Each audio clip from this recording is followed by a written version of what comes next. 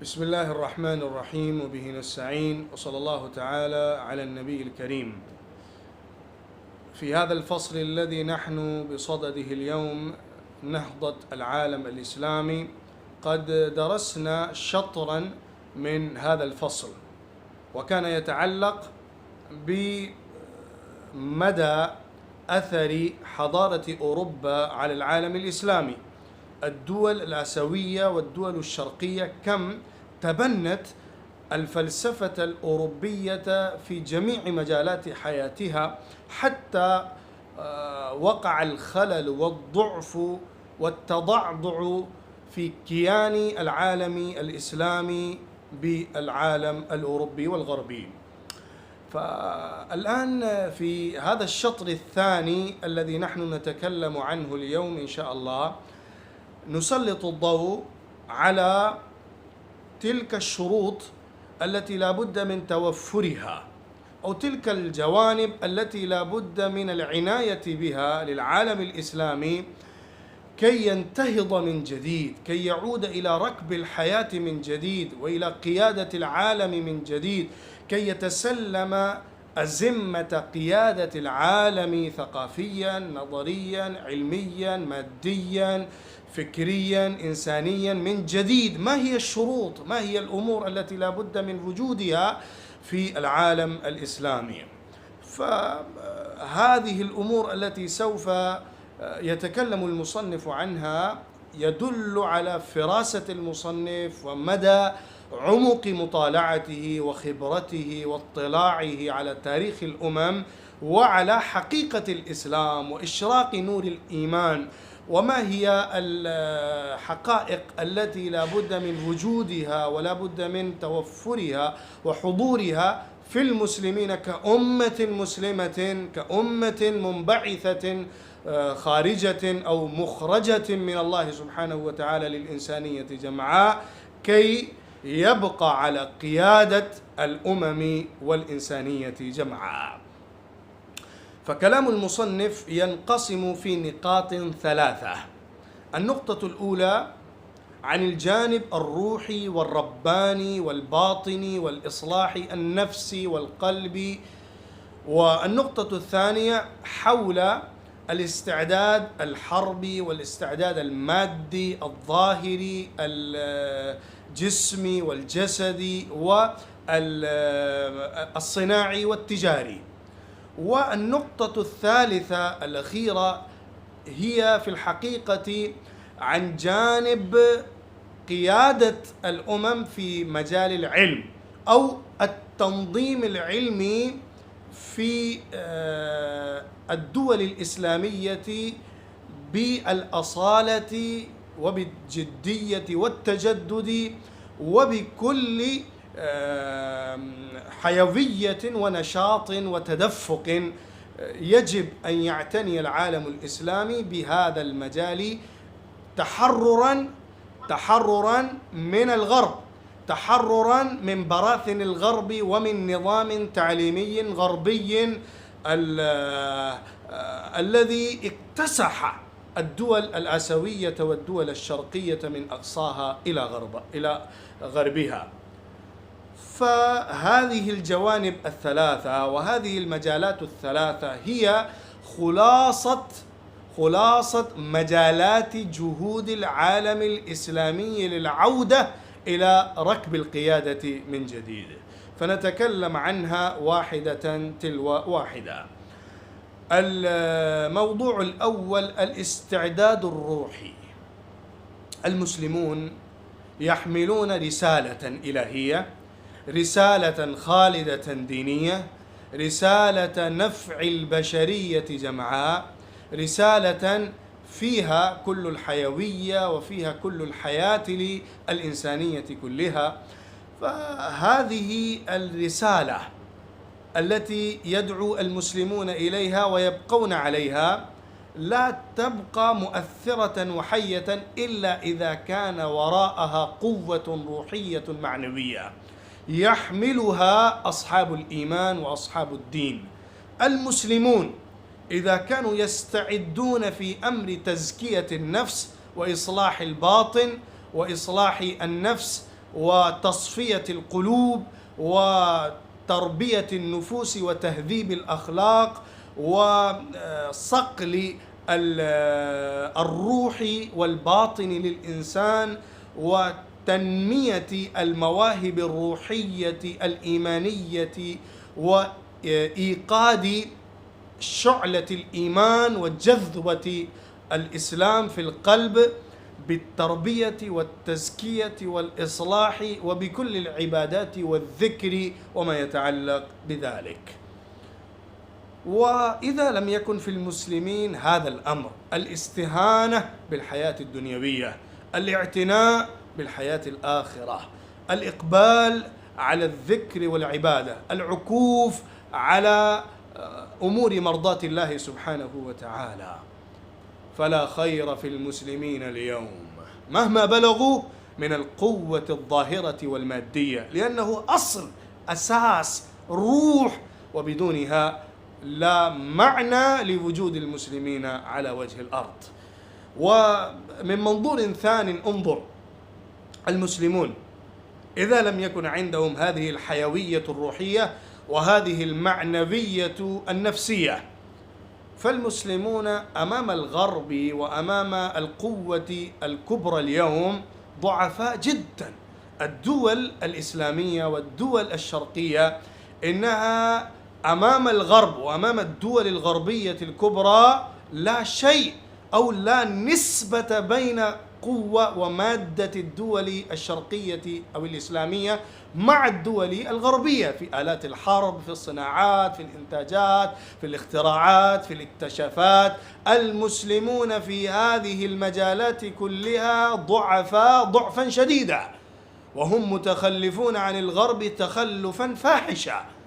فإذا كان هناك تقابل وتصارع بين القوتين المتصارعتين المتساويتين فيرجى انتصار إحداهما وفشل الأخرى، وعلى العكس.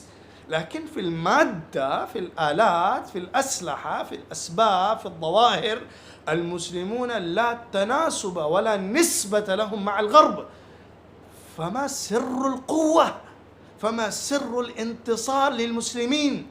ألا وهو الجانب الروحي، ألا وهو الإيمان، ألا وهو التربية والتزكية النفسية. فهذا سر الانتصار، وهذا ما يرجى منه الخير للأمة جمعاء للعودة إلى القيادة العالمية. المسلمون بسبب حملة الفكرة المادية من الغرب إلى الشرق، المسلمون أصبحوا على نفسية الاستهانة بالغيب، والاستهانة بالقوة الروحية، والاستهانة بجانب الآخرة، وبدأوا يعكفون على الدنيا وعلى ملذات الدنيا تأثرا بالغرب وبحضارته المادية. ولكن المسلمين لما خاضوا في المعارك الحاسمة، خاصة المعارك التي جرت مع إسرائيل لمثلا مصر، مع قيادة مصر للعالم الإسلامي والعربي، والمعارك الأخرى مع الغرب، المسلمون لما خاضوها رأوا الخلل الشديد في صفوفهم، ووجدوا الضعف الكبير في نفوسهم، ووجدوا أنهم على درجة أخيرة وفي آخر الصف أمام الغرب في التصارع وفي التقابل. ففقدان الحمية الدينية وخمود شعلة الجهاد في نفوس المؤمنين وعدم الحنين إلى الشهادة في المسلمين سبب ضعف العالم الإسلامي أمام العالم الغربي لا غير. سوف نتكلم عن الجانب المادي والجانب الظاهري فيما بعد، لكن الآن نصر على الجانب الروحي وعلى التقدير، كل التقدير بمجال الدين، بالعبادة والعكوف أمام الله سبحانه وتعالى، والإصلاح النفسي الذي هو سر القوة في صفوف المسلمين. الجهاد، الشهادة في سبيل الله، روح الجهاد، روح التفاني في سبيل الله، الاستماتة في سبيل الحق، وبذل كل الغالي والنفيس في سبيل الله. هذا هو أصل القوة في المسلمين، لأنهم لا يبالون بالدنيا ويستهينون بزخارف الدنيا ويقبلون على الآخرة بكل ما عندهم. فكم من فئة قليلة غلبت فئة كثيرة بإذن الله، والله مع الصابرين. فالمسلمون في تاريخهم الطويل على ضعف حالهم وعلى قلة بضاعتهم وعلى عدم تفوقهم في المادة وفي آلات الحرب، لكنهم غلبوا وتسلطوا وتقدموا على العالم الجاهلي وعلى القوة الطاغوتية بسبب قوتهم الإيمانية. فالمهم للقادة المسلمين وللجمعيات الإسلامية وللمنظمات الدينية وللعاملين في حقل الدعوة وفي حقل تربية المسلمين والأجيال القادمة من المسلمين في الدول الإسلامية، لابد لهم أن يهتموا بإيجاد الوعي والشعور بالجانب الروحي والإيماني في المسلمين، وإيقاد نار الإيمان في نفوس المؤمنين من جديد، وإحياء الصلة بالله سبحانه وتعالى صلة إيمانية قوية صحيحة. ويستخدم لذلك كل الوسائل الممكنة لنقل المعلومات، لنقل الأفكار من الصحافة والخطابة ومن الإذاعة ومن الصحف والكتب والمجلات، كل الوسائل الممكنة التي يمكن بها نقل الأفكار والنفسية إلى العقول الناشئة لابد من استخدامها لإنشاء وإيجاد الإيمان والاستماتة في سبيل الله وروح الجهاد في نفوس الشباب لهذه الأمة من قبل الدعاة إلى الله ومن قبل الجوالات الإسلامية والقادة المسلمين. عند المسلمين مصدران كبيران وقوتان عظيمتان، هما القرآن والسيرة النبوية. القرآن والسيرة النبوية باقيتان على حيويتهما للأمة الإسلامية إلى يوم القيامة، وهما يخولان للمسلمين قوة روحية معنوية نفسية كل يوم، والقرآن بإرشاداته والسيرة النبوية بتوجيهاتها لا تزال ترشد الأمة الإسلامية إلى البقاء على الحق وإلى إنشاء الجو الإيماني والروح الإيمانية في نفوس المؤمنين كل لحظة وكل يوم. يجب العودة إليهما والأخذ منهما والتسلم إليهما والتسليم أمامهما.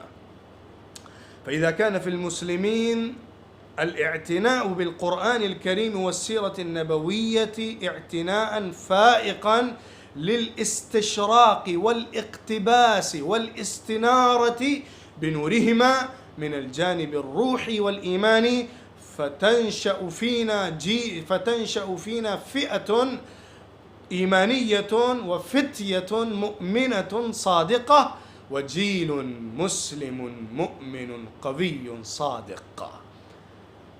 فتية آمنوا بربهم وزدناهم هدى وربطنا على قلوبهم إذ قاموا فقالوا ربنا رب السماوات والأرض لن ندعو من دونه إلها لقد قلنا إذا شططا. هذا الإيمان، هذا العزم والحزم والصمود، وهذه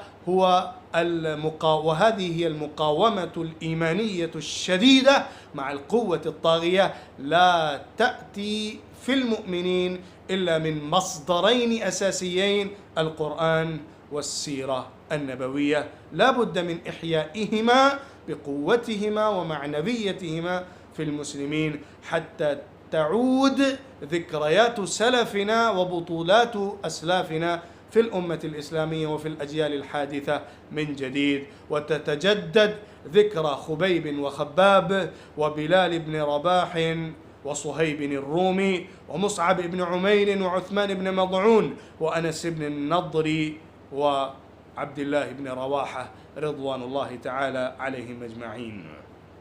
هذا هو الأمر الأول والنقطة الأساسية التي لا بد من العودة إليها للأمة الإسلامية جمعاء حتى تعود معنويات القوة في الأمة الإسلامية من جديد. الجانب الثاني، النقطة الثانية أو المجال الذي لا بد من التمهر والتضلع فيه للعالم الإسلامي هو الاستعداد الصناعي والحربي. نعم، نعترف بالظاهر، نعترف بالمادة، نقر بالآثار اللازمة للمادة وللأسباب الظاهرة. هذه سنة الله في الأرض ولن تجد لسنة الله تبديلا. القوة بالقوة، السيف بالسيف، النظام الذي يجري في الكون من الله سبحانه وتعالى قائم على الأسباب والمسببات، على العلل والمعلولات. هذه هي سنة الله في الأرض، فلا بد من الاستعداد الصناعي والاستعداد الحربي القوي أمام قوة الغرب، كما نجده في السيرة النبوية، كما نجده في سنة الرسول عليه الصلاة والسلام. فإذا كان المسلمون يحملون رسالة إيمانية قوية ويستعدون روحيا ومعنويا ونفسيا إيمانيا، فبعد ذلك يجب عليهم أن يهتموا بالجانب المادي. وأعدوا لهم ما استطعتم من قوة ومن رباط الخيل ترهبون به عدو الله وعدوكم وآخرين من دونهم لا تعلمونهم الله يعلمهم. فالقوة المادية ضرورية لازمة واجبة على الأمة الإسلامية لإرهاب العدو، للتغلب في الظاهر. وأنت تقرأ غزوات النبي صلى الله عليه وسلم والمعارك التي خاضها المسلمون في التاريخ، فإنهم كانوا يحملون الأسلحة القوية وكل الإمكانيات الموجودة والمتوفرة لديهم على أعلى درجة وعلى أحسن حال لها، وبعد ذلك يخوضون المعارك ويفوقون فيها. لأن الإنسان لا يستطيع أن يكون مؤمنا وفي قلبه إيمان ويخوض المعارك وليس عنده أسلحة ما يتسلح به وما يقاوم به، فإنه لا يفوز، وهذا خلاف سنة الله. ونحن لا نعتقد أبدا أن الإسلام وحده يكفي من الجانب الروحي للغلبة على العالم الإنساني في المعارك وفي الغزوات، كلا، هذا خلاف سنة الرسول عليه الصلاة والسلام. يجب على المسلمين أن يتسلحوا بأحدث وأعلى أنواع الأسلحة الموجودة.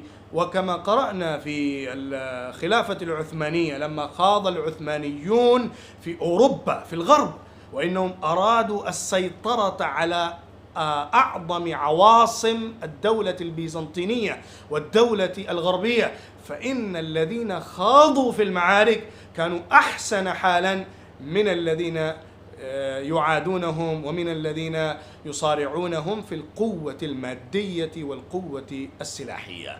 لابد من المسلمين أن يهتموا بهذا الجانب. ومع ذلك الصناعات، الإنتاجات، التجارة، لابد من أن يكون هناك تفوق للمسلمين في هذه المجالات. انظر إلى العالم الإسلامي، انظر إلى العالم العربي، كم هم عالة على العالم الغربي في الصناعات، في التجارة، في الزراعات، حتى الزراعة. تخيلوا يا شباب، إنهم يتكففون أمام الغرب للقمة واحدة يأكلونها صباحا ويأكلونها مساء. كل الواردات اكتسحت العالم الإسلامي من الغرب. بضائع الغرب غزت أسواق العالم الإسلامي. اذهب إلى السعودية، اذهب إلى دول الخليج، واذهب إلى الأسواق الكبرى، ماذا ترى من الصنائع فيها؟ قليلا ما، أقل قليل ما ترى من البضائع العربية الأصيلة في أسواق العرب.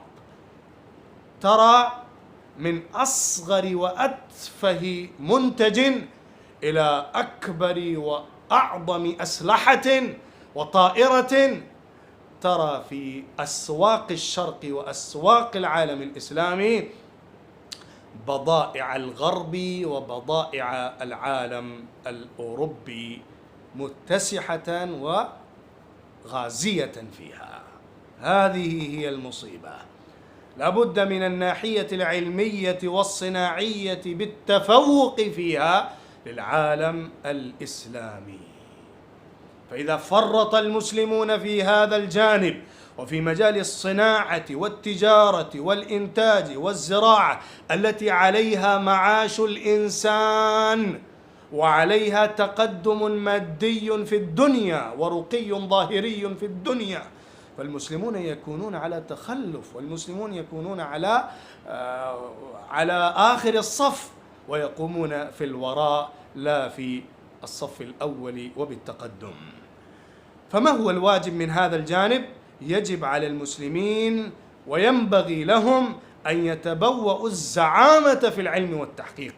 أنتم تعلمون أن الصناعات والإنتاجات هي نتيجة التحقيقات العلمية، هي نتيجة البحوث العقلية والدينية، وهي نتيجة الأعمال الزاخرة في المعامل وفي المعامل التكنولوجية الحديثة. هذه الحقيقة. فما هو السبيل وما هو الطريق للوصول إلى الزعامة في الصناعة وفي التجارة؟ إنما هو العلم والتحقيق. ينبغي على المسلمين ويجب عليهم أن يهتموا بجانب العلم والتحقيق كما يهتمون بالجانب الإنتاجي والجانب الصناعي. الجانب الصناعي والإنتاجي يكون بالأبحاث العلمية، نعم، وبالنظريات وبالتطورات المادية بالأسلحة بالتكنولوجيا وبالتقنيات وباستخدام الوسائل وتسخير ما فطر الله سبحانه وتعالى في الإنسان من قوة من استعمال مواهب الأرض. هذا جانب. ومع ذلك يجب على المسلمين أن يتمهروا في المجالات الفكرية العلمية، الأمور النظرية، الأمور الفكرية، الأمور العلمية. لا يكون المسلمون عالة على الغرب فيها كما صاروا حتى في اللغة العربية وحتى في العلوم الإسلامية المحضة. إذا أنتم تعرفون تاريخ العالم الإسلامي وتاريخ المسلمين للقرنين المنصرمين الماضيين لرأيت الحملات الشنيعة والهجمات الشديدة من المستشرقين والمبشرين الغربيين على العالم الإسلامي وعلى العالم الشرقي بكل قوة وبكل اكتساح وسعة. حتى المسلمون يتطفلون على مائدة الغرب في اللغة العربية، في علم التفسير، في علم الحديث، في علم البلاغة، في العلوم الإسلامية المحضة، ينظرون إلى المستشرقين. والحمد لله بعد جهود مستمرة متواصلة من قبل العلماء والجهابذة نحن نرى اليوم من التحرر العلمي الفكري بقدر ما في العالم العربي وفي المسلمين بحمد الله تبارك وتعالى. ولكن لا نقول إننا تحررنا تماما من فكر الغرب في أوساطنا العلمية وفي شبابنا ونشئنا الحديث، لكن الحال في اليوم المعاصر مختلف تماما عما كان في الماضي وفي الغابر.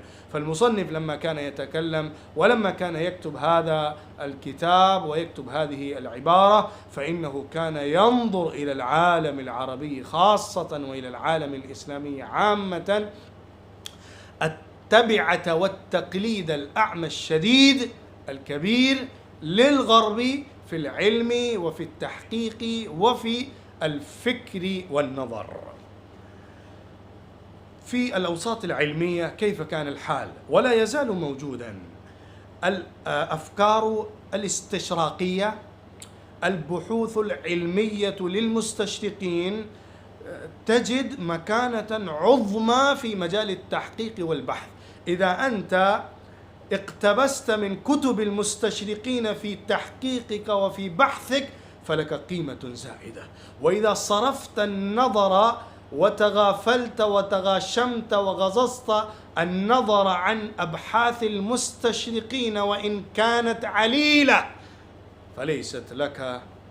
فليست لمقالتك ولبحثك مكانة في الأوساط العلمية في الدول العربية.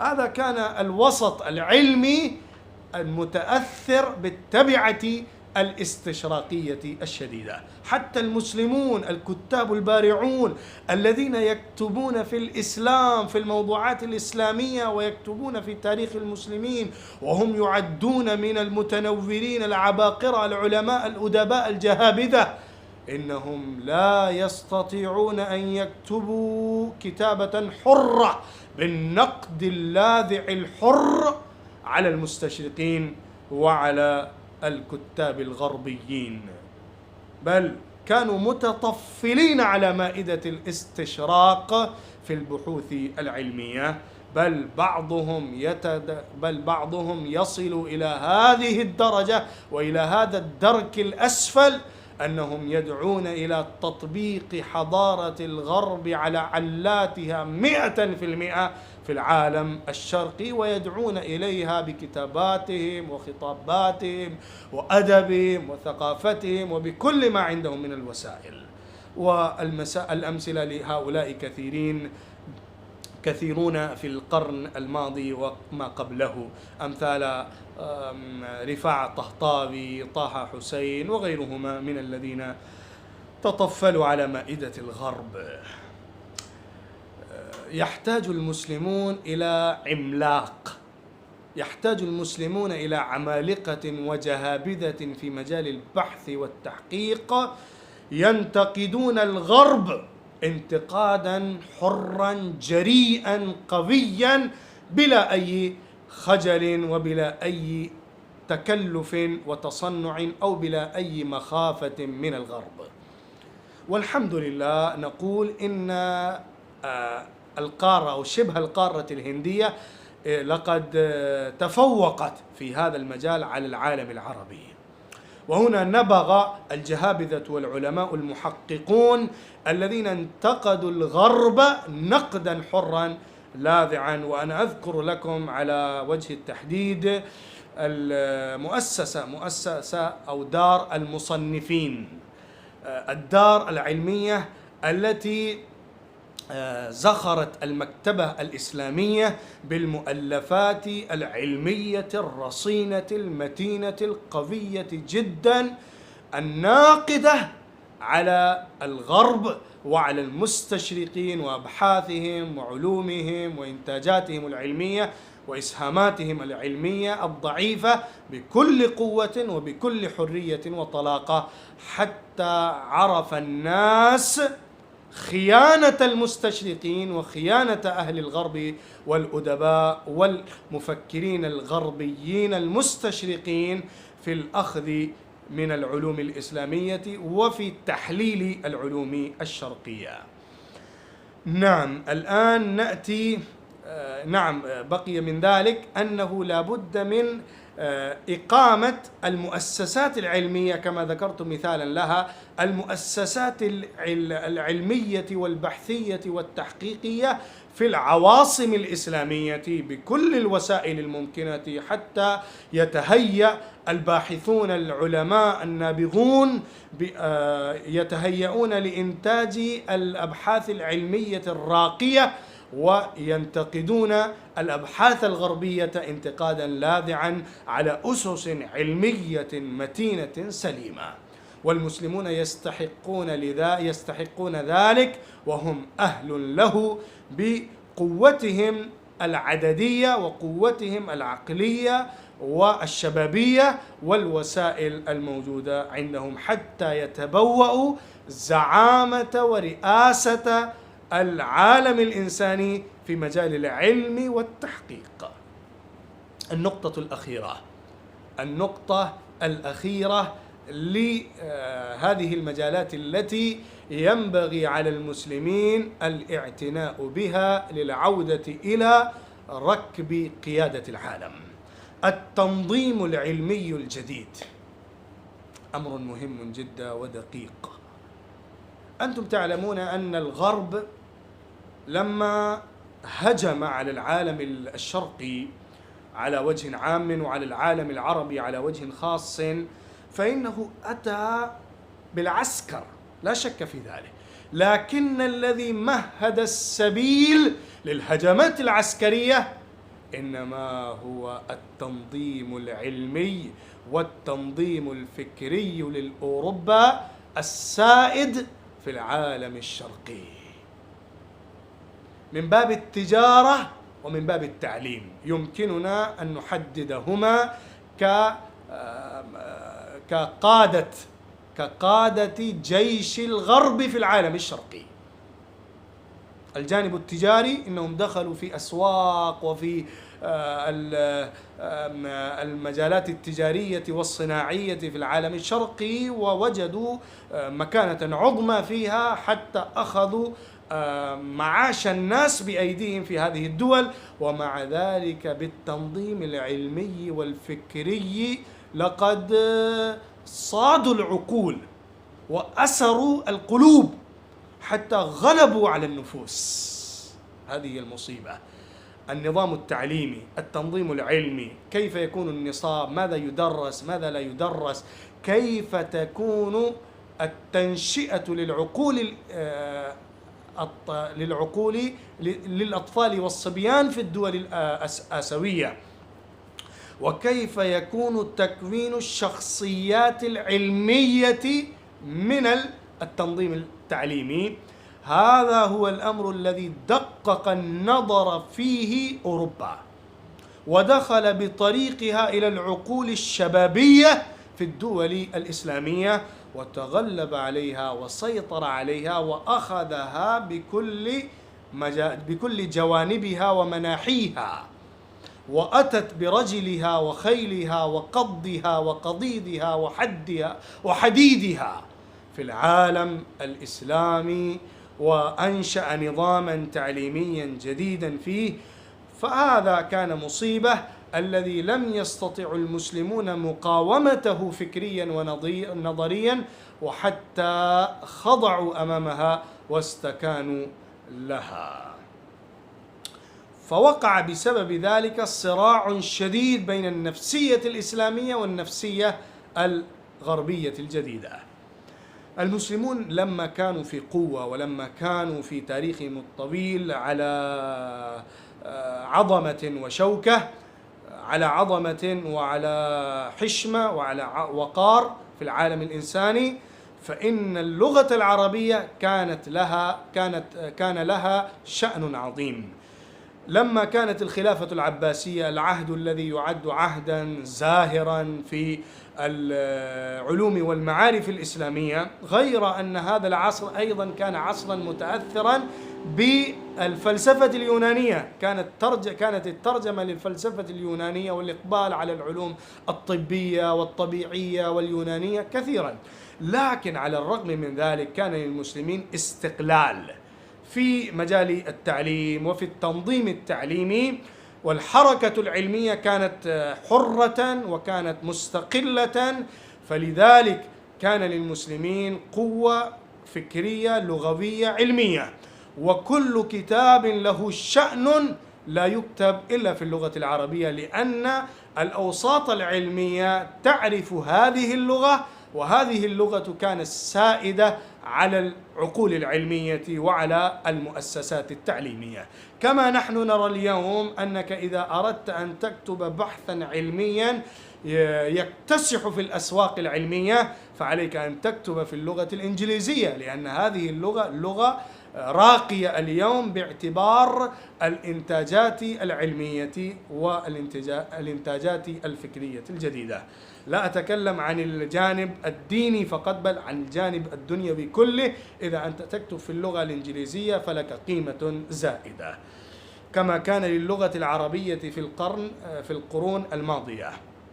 على كل حال، يجب على المسلمين الاستقلال التعليمي والزعامة العلمية، وهذا ليس بأمر سهل وميسور، بل يجب أن تأتي الحكومات الإسلامية والقادة العظام لتبني هذه المهمة الجليلة والعمل عليها بقوة وبكل وسائل اللازمة لها. وأنا أذكر لكم أن الدولة السعودية هي التي تبنت هذه الفكرة في زمن فيصل وبعده، والشيخ الندوي رحمه الله تعالى قد شارك في عدة مؤتمرات وفي عدة مواقف وفرص مع علماء هذه الدولة لإنشاء نظام التعليم من جديد، وللتنظيم العلمي والتعليمي الجديد للعالم الإسلامي الذي يوافق روح الإسلام ويوافق نفسية أهل الشرق الدينية ليست المادية، فيوافق روحهم، ودراسة الموضوعات العصرية ودراسة الأبحاث العلمية المعاصرة على ضوء الإسلام وعلى نور الدين. فلم ينجح هذه المحاولات ولم تنجح هذه الجهود التي بدأت في العالم العربي خاصة في السعودية، كما أتذكر من سيرة الشيخ الندوي رحمة الله عليه. ولكن على كل حال نرجو الخير من الدول الإسلامية، والغرب لا يرضى أبدا أن يكون الاستقلال التام في التنظيم التعليمي والعلمي للدول الآسيوية وللعالم الإسلامي أبدا، لأنه يرى أن سر قوة وسيطرة الغرب على العالم الإسلامي كامن في التنظيم التعليمي. فبالاستعداد الروحي والاستعداد الصناعي الحربي والاستقلال التعليمي والتنظيم العلمي الرصين يستطيع العالم الإسلامي أن يعود إلى قيادة العالم وزعامة الإنسانية كلها من جديد. هذه هي النقاط الثلاث وهذه الجوانب الثلاث التي ينبغي على العالم الإسلامي الاعتناء بها والاهتمام بها والاستعداد فيها. والعنوان الأخير لهذا الفصل المختصر دور القيادة الجديد. يقول المصنف: أنا ذكرت لكم المجالات التي يمكن للعالم الإسلامي العودة إلى قيادة العالم عن طريقها، وأنا أقول لكم أخيرا إن الأمل كبير والرجاء عظيم والغوث من المسلمين قوي، والعالم الإنساني كله، الإنسانية والبشرية جمعاء تنظر إلى المسلمين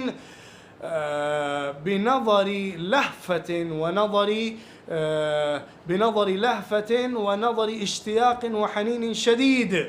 المسلمون هم موئل الإنسانية. ما زال الغرب مصدر التوجيه والإرشاد للعالم البشري، سيبقى الدمار وسيبقى الشقاء للعالم الإسلامي، ولا ينحل المشكلة ولا تنتهي المصيبة إذا كانت أوروبا على قوة وسيطرة. لا أمل في السعادة إلا بتحول القيادة والقوة من الغرب المادي، من أوروبا المادية، إلى العالم الإسلامي، أو إلى من يحمل رسالة الإسلام ويأتي للإنسانية بروح إنسانية جديدة وتصميم جديد، ويعتبر نفسه مسؤولا عند الله سبحانه وتعالى. وفي الأخير نقل المصنف أبياتا مترجمة إلى العربية للعلامة شاعر الإسلام الدكتور محمد إقبال رحمة الله عليه. أنا أقرأها أمامكم كما ترجمها المصنف رحمة الله عليه. يقول الدكتور محمد إقبال: أنت للسر الأزلي حارس وأمين. يخاطب المؤمن، يخاطب المسلم الذي هو موئل الإنسانية اليوم برسالته الخالدة. أنت للسر الأزلي حارس وأمين، وسيد هذا الكون يسار ويمين. لقد كانت نشأتك من التراب، ولكن بك قوام العالم وبقاء الأمم. اشرب كأسا فائضة من اليقين، وانهض من حضيض الظن والتخمين. انتبه من السبات العميق الذي طال أمده واشتدت وطأته. ويردف قائلا: الغياث من الأفرنج الذين خلبوا العقول وسحروا النفوس. الغياث من هؤلاء الذين خدعوا مرة بالرقة والدلال، ومرة بالقيود والأغلال، وتارة مثلوا دور شيرين، وطورا لعبوا دور إبروز. شيرين العشيقة لإبروز، إبروز هو حاكم فارس المشهور. لقد مثل الأوروبيون في العصر الحديث دور جنكيز وهولاكو، جنكيز وهولاكو، وأصبح العالم كله خرابا يبابا بإغارتهم وغزوهم. ثم يخاطب المؤمن بألقاب عظيمة: يا باني الحرم يا خليفة إبراهيم، يا باني الحرم يا خليفة إبراهيم، انهض لبناء العالم من جديد. انتبه من السبات العميق الذي طال أمده واشتدت وطأته. يا باني الحرم يا خليفة إبراهيم. أيها المسلم، أيها المؤمن، يا نائب رسول الله، بل يا نائب الرسل، انهض لبناء العالم من جديد. انتبه واستيقظ من السبات العميق الذي طال أمده. يا أيها المسلم، أنت نائم من زمان طويل، طال الأمد لنومك واشتدت وطأة النوم عليك. انتبه منها، انتبه من النوم، وانتهض للعالم الإسلامي من جديد. بهذا النداء العظيم وبهذا الخطاب الصريح الفصيح البليغ، المصنف يخاطب العالم الإسلامي للعودة إلى قيادة العالم من جديد. وانتهينا بحمد الله الفصل الأول لهذا الباب الأخير، ولم يبق لنا إلا الفصل الثاني، وهو الفصل الأخير: زعامة العالم العربي. سوف نختم هذا الفصل قريبا إن شاء الله حتى ننتهي من دراسة هذا الكتاب. جزاكم الله خيرا وبارك الله فيكم.